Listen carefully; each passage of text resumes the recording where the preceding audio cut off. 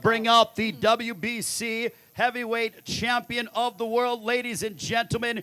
He's undefeated, possessing a record of 30 wins, no losses, 1 draw, 21 wins coming by way of knockout. The lineal heavyweight champion of the world once again making the ring walk here at T-Mobile Arena in Las Vegas as he defends his championship against Deontay Wilder. Here is the Gypsy King, Tyson Fury.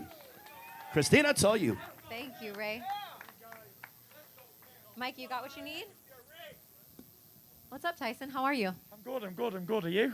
I'm doing well, thank you. Thanks for joining us here today.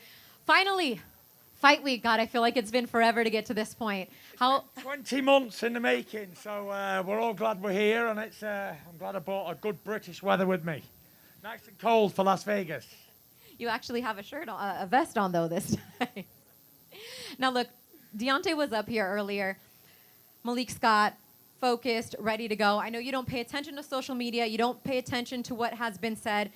But he was asked about if he was going to be a more refined or a brand new Deontay Wilder, and he feels like it's going to be the reintroduction of him. Do you really, really feel that there's anything new in this amount of time that has passed that the world could see from him? I think you could go to college and get a master's degree in nearly 2 years. So for a boxer to change his style is very easy to do. But no matter what Deontay Wilder does, I'm still going to knock him the fuck out. No problem. In how many rounds, Tyson? Quick time, quick fashion. So get your beers and get in your seat quiet. Like my trainer Sugar Hill says, we just bang and get it over with. Now, let's talk about Sugar for a minute. Yeah. You've had extended time now to prepare and work with him. How good was it for you guys to have a little bit, albeit because of COVID, but once you were back in the gym, to just work on that rapport even more and on that power, like he said? Yeah, it's been good, you know. We've had such a long time in the gym together. We've been on holidays, we've hung out. We've done so much stuff, Christine. It's been unbelievable. We chilled out in Vegas for quite a few months. We've been training the full time. Not had the fights, unfortunately, but COVID fucked up the world, so we'll see. What do you make of everything, although you don't pay attention to it? You've been asked about it time and time again, about basically him not accepting the loss and there being a handful of other reasons about why you could have possibly won that fight. What do you say, and what do you think about that mental fortitude to not actually accept what happened in the last fight? It just shows you that I'm living in Wilder's mind rent-free the whole time, 2 years. Every time he looks in the mirror, he sees Tyson Fury. Every time he goes to bed, before he closes his eyes at night, he sees the Gypsy King. And everything he wakes up and thinks about in the morning, he thinks of Tyson Fury. Even when he goes to sleep at night with his missus, he's thinking of Tyson Fury. You know, it's crazy. It must be crazy to be obsessed with a man like me so much in his life that... Crazy. It's just crazy. But, you know, I've not really made too much of what he says, because this time I'm going to put a knuckle duster on each hand, and then I'm going to go into the fight. I might even put double knuckle dusters. A couple egg whites extra? Yeah, maybe. Or maybe I even bring like a steel baseball bat into the ring, maybe in my trousers or something. Who knows? Can't tell. Can't tell with the Gypsy King. I'm magic. I'm like Houdini. Yeah. You've said that this is not round 1 of the third fight, but instead round 20. Yes. For those people that were under a rock or have not watched either of the 2 fights or are still even on the fence about coming out to Las Vegas and joining us, what can they expect from the Gypsy King in round 20 of this third fight? We're just going to get straight on the front foot, straight at him, and start trading straight away from round 1. You know, Wilder's the biggest puncher in the history of our sport. But I've got the biggest balls in the history of our sport, as I've proved many, many times. It's going to be exciting, you know. Wilder's a dynamite puncher, and, you know, as we've seen over the last few months, we've seen the heavyweight landscape change so much. But I'm still on form, I'm still doing what I've got to do, and I'm the only undefeated world heavyweight champion left. The only one standing. Crazy. I remember speaking to, this is a little bit of a throwback, but Andy Lee after he fought Julio Cesar Chavez Jr. And he said, when I hit Chavez Jr. with the hardest punch that I could hit him with, and he took it on the chin and continued to come forward, I was mentally broken in that fight and knew from that point on it was over. You took 2 huge right hands from Deontay Wilder in the second fight. He floored you twice in the first fight, and you got back up. What does that do to a fighter mentally when you know you've taken pretty much everything he's had to offer and still won the fight? You know, I've never experienced it because I've never actually, someone's never done that to me. But Wilder's still thinking about what happened in 2018. How the fuck did he get up in round 12 after being knocked out?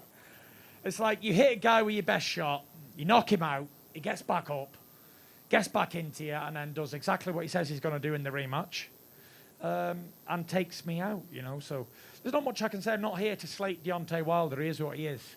Oh, now. Honestly, I think the guy's a real piece of shit. He's a real piece of work. And nobody or nothing will ever change my mind. When we was first going to fight, I thought he was a decent man, like a family man, you know, doing it for his kids and all that. But now I know he's a real piece of garbage, piece of rubbish. And I'm going to knock him spark out on Saturday night. And I cannot wait to get him in that ring and give him a good hiding, for sure. I might even take it slow with him. I might take it slow and punish him, make him say no mas. Okay, a little no mas in there. All right, we're going to open it up for the fans, actually for the media to ask some questions. I feel like we're getting close. I know, come over here. Shall we dance, Tyson? Yes, I would love to dance. Right, where's the DJ? Hit the music. Hit it. You say. All right, we're going to go. Gareth has a question right here. Go ahead, Gareth. Tyson, do you have to be at least a little cautious that he may have improved in the last 20 months under Malik Scott and Don Howes? I'm really hoping he's improved because I'm here for a fight and I want a challenge. I didn't come all over America and be undefeated for 13 years not to get a challenge, Gareth. You know me. Harder the challenge, the better I fight. So hopefully he comes, and I hope he's 50, 60% better than he was last year or the year before, because I know I've got better, and I don't need to get better because there's an old saying, if it's not broke, don't fix it. So we'll see. But I believe I've improved 30, 40% than I was before. So if he hasn't, then he's in for a real beating, for sure. And finally, you have a home here, you're licensed here. He's American, but do you feel like the home fighter? For sure. This is Las Vegas. I was built and born for this. Las Vegas is the home of the Gypsy King, for sure. I mean, look at the outfit. Is he not? Is he not ready for Las Vegas? All right, next question. Right over here. Tyson, do you feel that this is a do-or-die fight for Deontay? A win and his career is done? When I beat him this time, his career's over. Just like if AJ loses again to Usyk, his career's over too. So, yeah, he really needs a win, but he ain't getting it, that's for sure.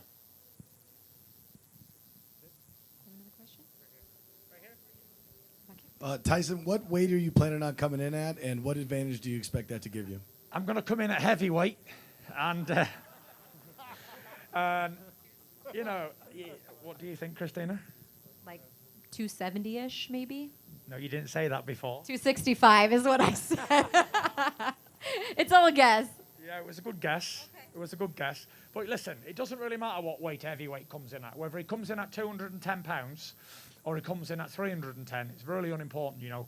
I recently watched a documentary on the great Sonny Liston, and they said he was the first of the real big men. He weighed 215 pounds and he was 6'1".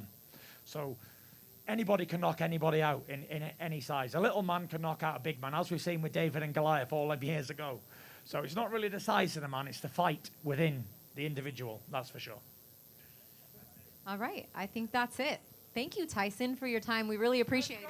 That was quick. That's it. Well, I'm sure they're gonna follow you back over here and ask you some more. Give it up for the Gypsy King. You're so welcome. Thank you. The Gypsy King, your undefeated lineal and WBC heavyweight champion of the world, Tyson Fury.